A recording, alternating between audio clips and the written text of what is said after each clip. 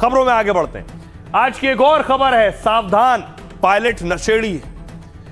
कल हमने आपको बताया था कि जो एयर इंडिया के विमान में टर्बुलेंस हुआ था, यानी 300 फीट नीचे चला गया था, उसके पायलट ने गांजा पी रखा था, गांजे के नशे में था और कॉकपिट में बैठा था, फ्लाइट उड़ा रहा था।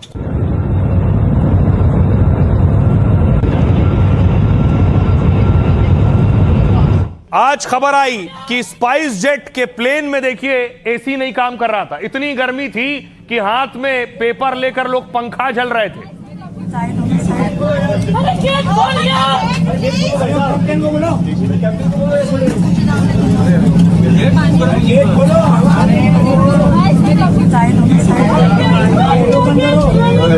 कितना गर्मी है,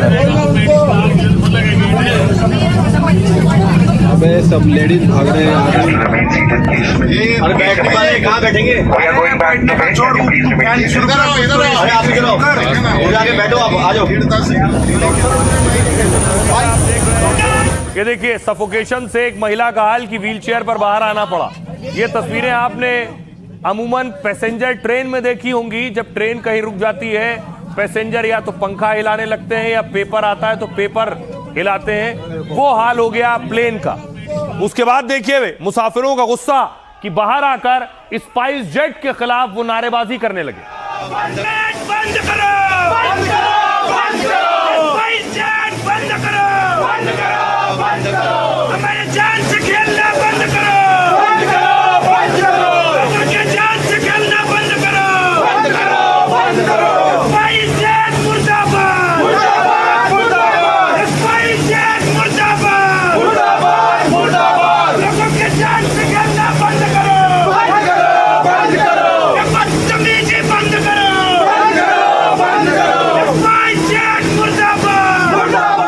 और उसके बाद देखिए एक और फ्लाइट जो मुंबई से जाने वाली थी दुबई, स्पाइस जेट की, वो भी 24 घंटे, पैसेंजर ने दावा किया कि 24 घंटे से खड़े हैं। हेलो, इसका यही जिंदगी है, कुछ बोलते चलो तब ना समझ में आएगा उसमें। अरे बोलो यार, इसमें बोलो। हेलो, अस्सलाम वालेकुम। सर इनकी वीडियो बनाया, क्या हो गया तुम ये बताओ। नहीं आएगा, ये समझती नहीं है।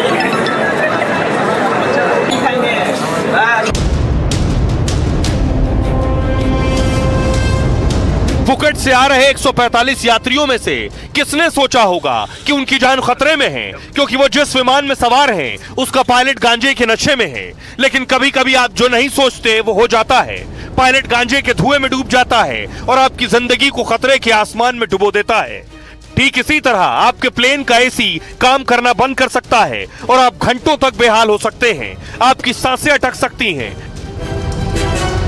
अब देखिए जरा अलग अलग फ्लाइट से जो तस्वीरें आ रही हैं वो बेशक डराने वाली हैं। ऐसा हाल कभी जमाने में ट्रेनों का हुआ करता था, कहीं लेट हो रही है, कहीं पंखा जल रहे हैं, कहीं एक्सीडेंट हो रहे हैं। अब तो ट्रेनों में भी बंद हो गया।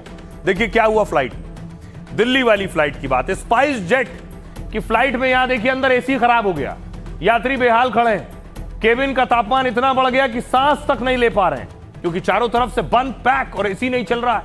इस फ्लाइट में सवार एक गर्भवती महिला की तबीयत बिगड़ गई। इस फ्लाइट को पुणे जाना था और इसमें करीब 150 यात्री सवार थे। फ्लाइट को दिल्ली के आईजीआई एयरपोर्ट के टर्मिनल 1 से 9:45 पर उड़ना था। इसे रीशेड्यूल किया गया और 10:30 बजे इसमें यात्री सवार हुए। जैसे जैसे यात्री प्लेन में सवार होते गए, केबिन में गर्मी बढ़ने लगी।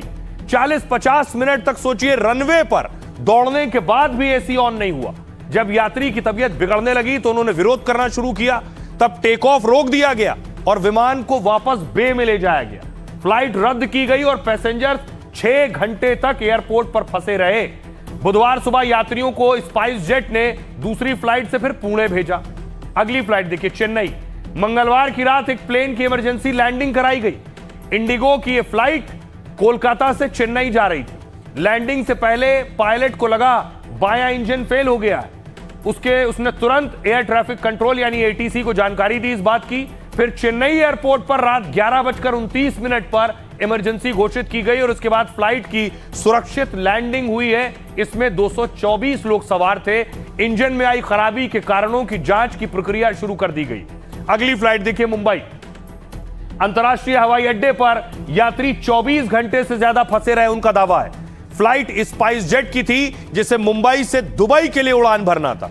इसे 11 अगस्त को दोपहर 12:55 के लिए शेड्यूल किया गया।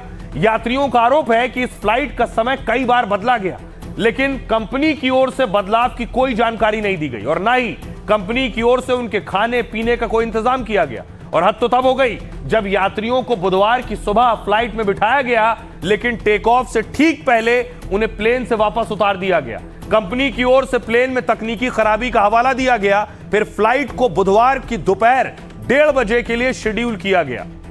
सोचिए, जो हजारों रुपए खर्च करके टिकट कराता है, उसके बाद वो कभी पंखा झल रहा है, कभी 24 घंटे इंतजार कर रहा है। ये उस मुसाफिर, उस पैसेंजर के साथ कितना बड़ा मजाक है। सुनिए क्या कह रहे हैं पैसेंजर। ऐसी सिचुएशन आई कि हमारे पूरे कपड़े गीले हो गए। सब पैसेंजर का ऐसा ही हुआ था, पूरा फ्लाइट भरा हुआ था, करीबन 150 से ज्यादा लोग होंगे। और बाद में छोटे बच्चे जो थे, बहुत छोटे छोटे थे, 1 साल के, 8 महीने के, 6 महीने के बच्चे थे, वो रोने लगे बहुत जोर से, क्योंकि उनको श्वास लेने में दिक्कत हो रही थी। और कुछ प्रेग्नेंट महिलाएं थी, तो वो महिलाओं को आवाज भी नहीं देने आ रहा था, उनका आवाज भी बाहर नहीं आ रहा था। और फ्लाइट वैसे ही वो रनवे पे लेके गए, ब्लोअर्स शुरू किए, तो ब्लोअर्स में से गर्म हवा आने लगी, तो अंदर ऐसा गैस चैम्बर जैसा सिचुएशन हुआ था। बहुत पैनिक हो गए लोग। यहाँ ज्यादातर पैसेंजर कल सुबह 7-8 बजे से आए हुए और अभी तक एयरलाइन ने कोई सोल्यूशन नहीं दिया और अब इनके पास कोई सोल्यूशन नहीं है। जितने वादे इन्होंने वहाँ पे गेट पे किए थे, प्लेन में किए थे, एक एक वादे से सारे बड़े बुजुर्ग, बच्चे, छोटे, सब यहीं खड़े हैं, इनके पास कोई जवाब नहीं है। अब अगर हमें ये 1:30 बजे ले जाएंगे तो 9:30 और 12:30 वाली फ्लाइट का है, और अगर वो नहीं है तो वो पैसेंजर का है। तो हम जाएंगे नहीं जाएंगे वो तो पता ही नहीं है। पर जिन्होंने आज के लिए बुक कर रखी है वो भी ऊपर बैठे होंगे। हम 50 नहीं है, 50 के ऊपर और 50 सब खड़े हैं। ना यहाँ पे कोई पानी की बोतल दे रहा, ना स्पाइस जेट का कोई स्टाफ यहाँ पे है। बाकी उनके एंड से हमें कोई इन्फॉर्मेशन नहीं मिल रही। पूरे का पूरा पैसेंजर यहाँ बैठा हुआ है। इधर एक भी एयरलाइंस का, स्पेस जेट का स्टाफ नहीं है। वो लोग सब आके खड़ा हुआ है यहाँ पे। अभी तक स्टाफ नहीं आया। स्टाफ के लिए 3 घंटे से वेट कर रहा है अभी। चलिए, ये तो पंखा झलने तक या लेट होने तक की बात थी, लेकिन एयर इंडिया वाला तो गांजा पीकर एयर इंडिया का फ्लाइट उड़ा रहा था। और अब इसमें खुलासे और हो रहे हैं। कहा जा रहा है जो गांजे के नशे में था उसकी हालत इतनी खराब थी कि उससे खड़ा भी नहीं हुआ जा रहा था, उससे चला भी नहीं जा रहा था। वो फ्लाइट क्या उड़ाता। देखिए जरा क्या हालात थे उस वक्त, जिस वक्त वो फ्लाइट उड़ा रहा था पायलट। गांजा लेकर पायलट ने विमान उड़ाया और पायलट पर कई खुलासे हुए हैं। एयर इंडिया का विमान पहले दिल्ली से फुकेट गया। फ्लाइट के दौरान ही पायलट जब बाथरूम गया तो उसने क्रू मेंबर को अपनी सीट पर बिठा दिया और इसी दौरान पायलट ने क्रू मेंबर को किसी बात पर डांटा भी। पायलट ने उसके साथ बेहद खराब व्यवहार किया। क्रू मेंबर बहुत असहज हो गया और सीट संभाल नहीं सका। मामला सुलझाने के लिए पायलट ने बाद में पार्टी रखी। फ्लाइट के बाद क्रू मेंबर को मनाने की कोशिश हुई। उसी फ्लाइट के फुकेट से दिल्ली जाने का वक्त हुआ तो बोर्डिंग में पायलट अजीब और अस्त व्यस्त दिख रहा था जिस वक्त वो विमान में चढ़ रहा था। हवा में विमान 300 फीट नीचे अचानक आ गया। जिस वक्त हादसा हुआ पायलट अपनी सीट पर नहीं था। दावा है कि पायलट कॉकपिट के फर्श पर बैठा हुआ था। क्रू इंचार्ज ने पायलट को वापस सीट पर पहुंचाया और लैंडिंग के बाद पायलट केबिन में पहुंचा। पायलट ने एक पैर में जूते और मोजे तक नहीं पहन रखे थे। हालत यह थी। पायलट ने यात्रियों को वीडियो बनाने से रोका। वहां क्रू भी कह रहा था, जो यात्री वीडियो बना रहे थे, कि वीडियो मत बनाओ पायलट का। पायलट ठीक से खड़ा तक नहीं हो पा रहा था। क्रू मेंबर ने पायलट के खिलाफ शिकायत दर्ज कराई। इसके बाद गांजा पीने की औपचारिक शिकायत दर्ज हुई। 2 डोप टेस्ट में पायलट पॉजिटिव आया है। पायलट के नशे में होने से 145 लोगों की जान मुश्किल में थी। अब सियासतदान सवाल उठा रहे हैं इस पर। सुनिए क्या कह रहे हैं। आप क्या कर रहे हो? हवाई जहाज उड़ा रहे हैं और प्रदेश चलाने वाले में हमारे को समानता दिखाई दे रही है। भाई आज खबर क्या मिली है कि प्लेन उड़ाने में जो रिपोर्ट आई है, क्या सुनने को मिला? और हमें लगता है प्रदेश चलाने वाले में और प्लेन चलाने में कुछ समानता दिखाई दे रही है। तो ये बड़ी गंभीर बात है और डीजीसीए को इसको बहुत संवेदनशीलता से लेना चाहिए। एयर इंडिया का जो अहमदाबाद में विमान दुर्घटनाग्रस्त हुआ था उसकी रिपोर्ट सार्वजनिक नहीं हुई अभी तक। तो ये जो सारे मुद्दे हैं ये बहुत ही अत्यंत संवेदनशील है और इसको गंभीरता से लेने की जरूरत है। ये दुर्भाग्यपूर्ण है। लोगों के जान से बड़ा कोई थोड़ी होता है सुरक्षा में, और ख़ास तौर से वायु के अंतर्गत जो विभाग है उसमें सुरक्षा बहुत जरूरी है। कितना बड़ा लापरवाही, कितना बड़ा कानून का उल्लंघन इस सरकार के राज में हो। जो यात्री यात्रा करते हैं इस उम्मीद पे करते हैं कि उनकी सुरक्षा, संरक्षा, सुविधा एयरलाइंस का ध्यान रखेगी, परंतु उसका पायलट ही, वो भी चीफ पायलट, जब नशे में चूर है तो ऐसी दुर्घटनाएं तो होंगी और इसके लिए सरकार को जवाब देना चाहिए। अब देखिए जरा, अब एनडीटीवी के पास एक्सक्लूसिव रिपोर्ट है कि सिर्फ गांजे की वजह से 300 फीट नीचे नहीं आया, सिर्फ गांजे की वजह से दर्जन यात्री जख्मी नहीं हुए, बल्कि उस प्लेन में गड़बड़ी थी। ये देखिए ऊपर आप पढ़ रहे हैं, मेंटेनेंस पोस्ट फ्लाइट रिपोर्ट लिखा हुआ है, मेंटेनेंस पोस्ट फ्लाइट रिपोर्ट। नीचे देखिए फेलियर मैसेजेस। दावा किया गया कई बार जो प्लेन में हाइड्रोलिक सिस्टम होता है वो फेल हो गया। हाइड्रोलिक सिस्टम, जो प्लेन के पहिए निकलते हैं, विंग्स चलते हैं, ब्रेक्स चलते हैं, सब हाइड्रोलिक सिस्टम से चलते हैं। दावा हुआ वो हाइड्रोलिक सिस्टम फेल हो गया। अगर वो हाइड्रोलिक सिस्टम फेल हो गया तो प्लेन का बाकी सिस्टम भी फेल हो सकता था। अब आइए आपको बताऊं, टर्बुलेंस नहीं, हाइड्रोलिक सिस्टम फेल का मतलब क्या है। आपको कॉकपिट के अंदर ले आया हूं। पायलट बैठे थे, सोचिए हाल क्या था विमान का। एयर इंडिया विमान में गड़बड़ी को लेकर कई खुलासे हुए। टर्बुलेंस की वजह से नहीं, हाइड्रोलिक सिस्टम फेल होने से हादसा हुआ। लैंडिंग के तुरंत बाद एयर इंडिया के पास तकनीकी खराबी की रिपोर्ट थी, यानी इस प्लेन में तकनीकी खराबी थी। सुबह 11:14 पर कॉकपिट से निकली मेंटेनेंस रिपोर्ट से खुलासा हुआ, जो मैंने आपको दिखाई। हवा में फेल हो गए थे विमान के hydraulic system. Green, blue, yellow तीनों हाइड्रोलिक सिस्टम फेल हो गए थे। उड़ते प्लेन में ऑटो पायलट भी बंद हो गया था। उड़ान के दौरान बार बार बंद हुआ ऑटो पायलट, या ऑटो पायलट यानी जब बिना पायलट के प्लेन खुद चल सके। हाइड्रोलिक सिस्टम खराब होने पर विमान कंट्रोल करना मुश्किल होता है। इसके बाद फ्लाइट की लैंडिंग करानी भी मुश्किल हो जाती है। सवाल यह है, जब रिपोर्ट थी तो क्या मामले को दबाया गया? विमान के कई इंडिकेटर स्विच कुछ समय के लिए बंद हो गए थे। इस दौरान विमान को हवा में झटके लग रहे थे, जिसके बाद विमान अचानक करीब 300 फीट के नीचे आ गया। हवा में विमान के दरवाजे भी गड़बड़ी देखी गई। उसमें इंजन 1 के एंटी सिस्टम में भी खराबी दर्ज की गई। एंटी सिस्टम होता है विमान के सतह पर बर्फ जमने से रोकता है। बादलों या नमी के बीच विमान में बर्फ जमा होने का खतरा रहता है, और अगर एंटी सिस्टम नहीं चलेगा तो फिर बर्फ जम सकती है। तो क्या सब कुछ जानते हुए एयर इंडिया ने गलत बयान दिया? बिन सब कुछ जानते हुए कह दिया वो टर्बुलेंस था, एयर टर्बुलेंस, यानी मौसम खराब था इसलिए 300 फीट नीचे आ गया। विमान में तकनीकी खराबी का जिक्र तक नहीं किया एयर इंडिया ने। अब जांच एजेंसी पूरे मामले की जांच कर रही है और पूरी जांच के बाद ही हादसे की असली वजह सामने आएगी। फ्रांस की एजेंसी भी इस मामले की जांच कर रही है, लेकिन सवाल उठ रहे हैं कि तकनीकी गड़बड़ी पर झूठ क्यों बोला गया। यह सवाल यह भी है, क्या पैसेंजर को ऐसे ही समझा जाता है कि उसे कुछ भी बोल दो, उसको समझ नहीं है फ्लाइट की, प्लेन की, कह दिया गया कि मौसम खराब था इसलिए इस तरह की खराबी आ गई है, जानते हुए कि उसमें तकनीकी खराबी है। सुनिए सियासतदानों। तो है गांजा पी लिया था और पूरी तरह से चेतन अवस्था में नहीं था, वरना तो बस जिंदगी और मौत के बीच फासला नहीं रह गया था और लोग चोटिल भी हुए हैं। तो ऐसे पायलट को तो इस लाइसेंस हमेशा के लिए छीन लेना है। अब देखिए कितने लोगों की जान एक पायलट के हाथ में थी। अभी नोएडा में कल आपने विजुअल्स देखे होंगे कि 11,600 करोड़ की लागत से अभी 26 मार्च को आदरणीय प्रधानमंत्री जी ने उसका उद्घाटन किया था। वहाँ घुटनों तक का पानी भरा हुआ है। जितने एक्सप्रेसवेज, हाईवेज हैं, पुल्स हैं, वो सब धंस रहे हैं। तो हर चीज़ में यहाँ भ्रष्टाचार है। ना खाऊंगा ना खाने दूंगा की बात करने वाले अब अपने लोगों को खिला रहे हैं और उनके मार्फत खा भी रहे हैं। देखिए, डोप टेस्ट में पॉजिटिव पाया जाना ये एक गंभीर प्रश्न है।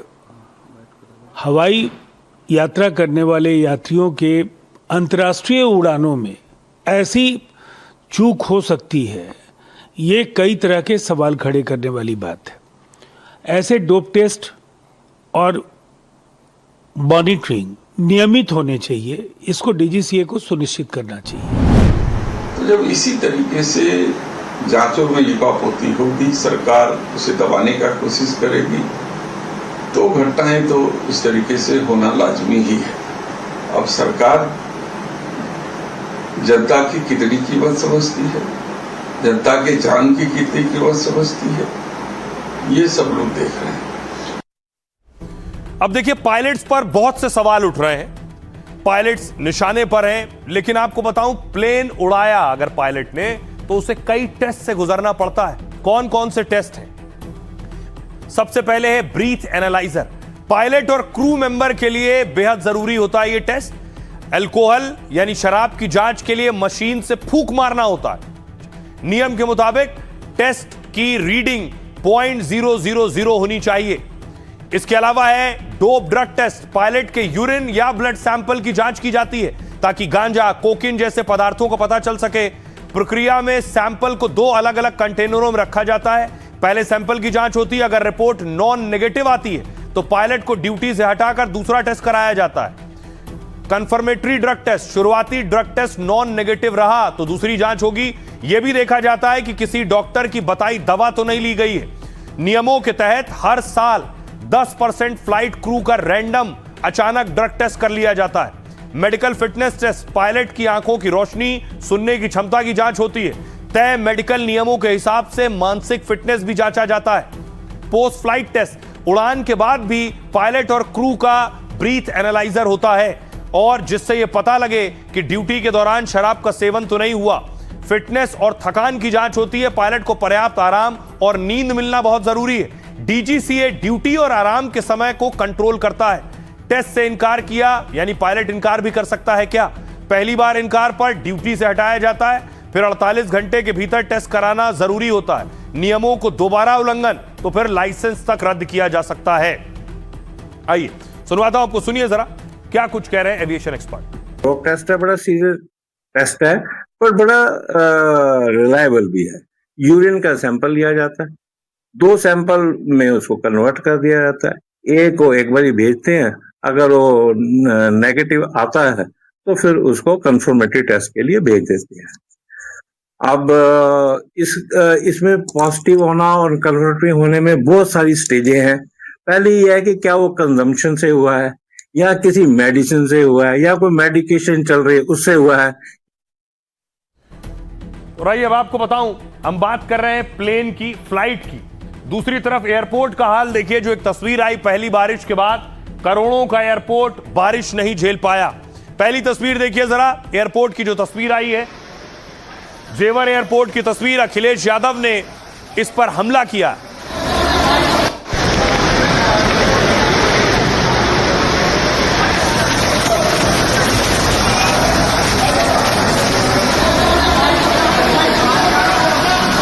देखिए झमाझम बारिश के बाद नए बने एयरपोर्ट का हाल।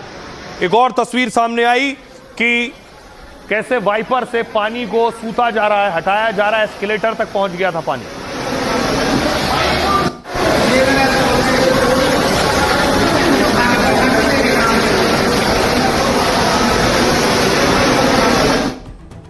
अब देखिए कैसे पानी भर गया जो हजारों करोड़ का एयरपोर्ट है। नोएडा में भारी बारिश के बाद जेवर एयरपोर्ट पर पानी भर गया। हाल यह हुआ कि टर्मिनल और पार्किंग एरिया में जलभराव हो गया। टर्मिनल को पार्किंग एरिया से जोड़ने वाला रास्ता भी जलमग्न था।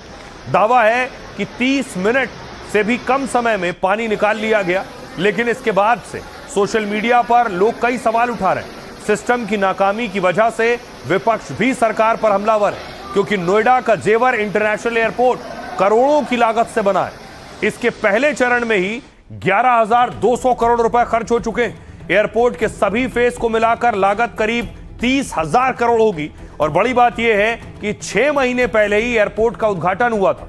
2 महीने पहले यानी 15 जून को एयरपोर्ट से घरेलू उड़ानें शुरू हुई। फिलहाल एयरपोर्ट का एक रनवे, एक टर्मिनल पूरी तरह से ऑपरेशनल है। एयरपोर्ट की मौजूदा क्षमता सालाना 1 करोड़ यात्रियों की है। जेवर एयरपोर्ट पूरी तरह से साल 2040 से 2050 तक तैयार होगा। दावा है तब हवाई अड्डे की क्षमता सालाना 7 करोड़ पर होगी। अब एयरपोर्ट में पानी भर गया, एयरपोर्ट यूपी के जेवर में है, तो अखिलेश यादव सुनिए क्या कह रहे हैं। एयरपोर्ट बना रहे हो, पानी भर गया उसमें, एक्सप्रेस वे बना रहे हो, गड्ढे हो रहे हैं आपके पास, आप क्या कर रहे हो?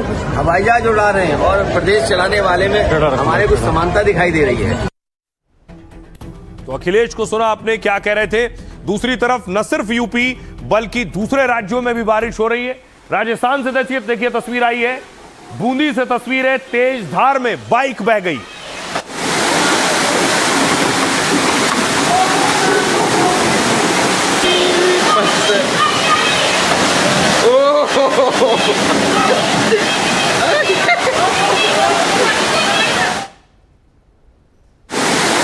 अगली तस्वीर देखिए सहारनपुर से है, उत्तर प्रदेश के सहारनपुर से, जहां स्कॉर्पियो फंस गई है और उसके बाद लोग बचाने की कोशिश कर रहे हैं, स्कॉर्पियो निकालने की कोशिश कर रहे हैं।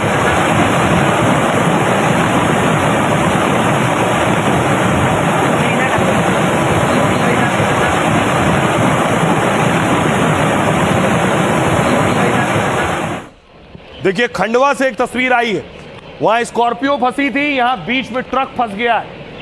ड्राइवर को समझ नहीं आ रहा ट्रक छोड़कर भागे या ट्रक निकाल कर जाए।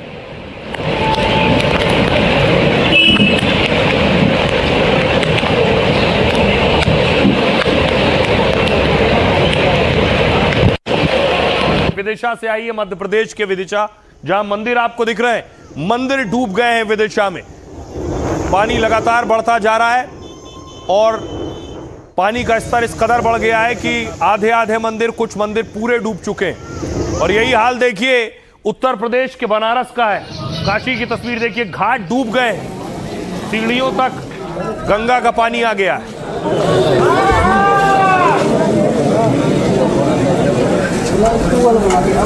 रुका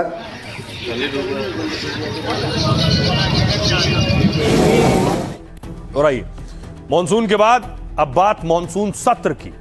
सिर्फ एक दिन बाकी है सत्र में और देखिए पार्लियामेंट के बाहर क्या हो रहा था। आज प्रदर्शन हो रहा था, सांसद मांग कर रहे हैं कि गृह मंत्री अमित शाह संसद में जवाब दें।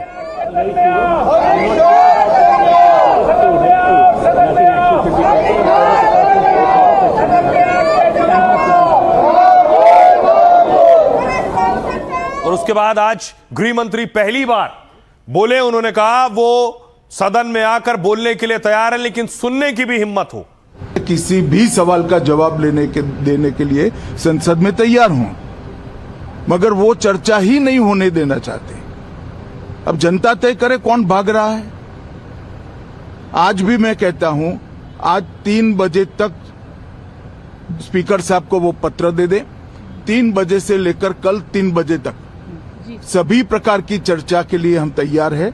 मैं सदन में ही बैठूंगा, सबको सुनूंगा और सब चीजों का जवाब दूंगा। सरकार के पास छुपाने के लिए कुछ नहीं है। किसी भी गृह मंत्री ने देखिए बाकायदा चिट्ठी लिखी स्पीकर को, ये वो चिट्ठी है।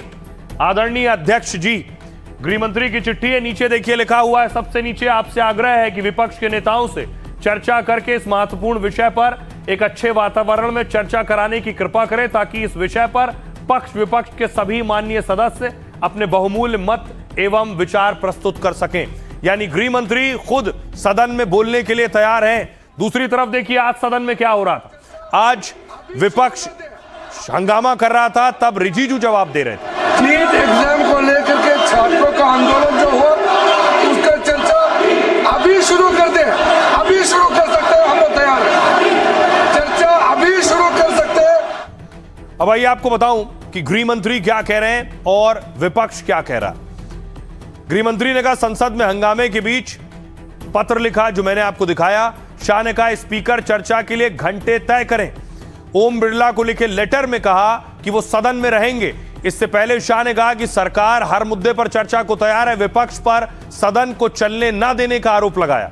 दरअसल विपक्ष अमित शाह से लाठीचार्ज पर जवाब मांग रहा है। इसको लेकर हर दिन संसद में हंगामा हो रहा है। राहुल गांधी ने कहा अमित शाह के बयान पर उसी मांग को दोहराया। राहुल ने पूछा जंतर मंतर पर छात्रों पर हमले कैसे हुए, ऑर्डर आखिर किसने दिया, अगर उन्होंने आदेश नहीं दिया तो फिर इस्तीफा दें। राहुल ने कहा हमें सदन में उनका लेक्चर नहीं सुनना है। किरण रिजिजू ने कहा 30 साल से सदन में ऐसा विपक्ष नहीं देखा। गृह मंत्री ने खुद स्पीकर को इसको लेकर पत्र लिखा है। कांग्रेस के सांसद केवल तख्तियां और नारे लगा रहे हैं। सरकार चर्चा चाहती है लेकिन विपक्ष भाग रहा है इस चर्चा से। सुनिए सियासतदान क्या कह रहे हैं। पता भाग गए, भगोड़े हैं, इस प्रकार की भाषा भारत की सार्वजनिक जीवन में और संसदीय जीवन में अभी अभी सुनाई पड़ती है। जब से संसद सत्र शुरू हुआ तब से लगातार मैं संसद में आता हूं, मेरी चैम्बर में बैठा हूं। चूंकि संसद भवन के अंदर विपक्ष संसद को चलने ही नहीं दे रहा है दोनों गृहों में, तो कोई जाकर क्या करेगा। जहां तक चर्चा का सवाल है, सरकार की ओर से किरण रिजिजू जी ने, जो हमारे पार्लियामेंट्री अफेयर्स मिनिस्टर है, उन्होंने बहुत स्पष्ट कर दिया है कि जो नीट आंदोलन के छात्र प्रदर्शन पर सभी प्रकार की चर्चा करने के लिए सरकार तैयार है। इस 20 दिन के लिए गायब हो गए। यहाँ बैठे थे, गाड़ी आती थी जाती थी, 30 गाड़ियां उनके। Student should know this. 30 cars around Amit Shah. उनके घर के सामने जाइए, वहां पे मतलब 1000 पुलिस वाले खड़े हुए हैं कि कोई बच्चा ना आ जाए। Amit Shah has no courage. The home minister of India has no courage. He can not come to the house.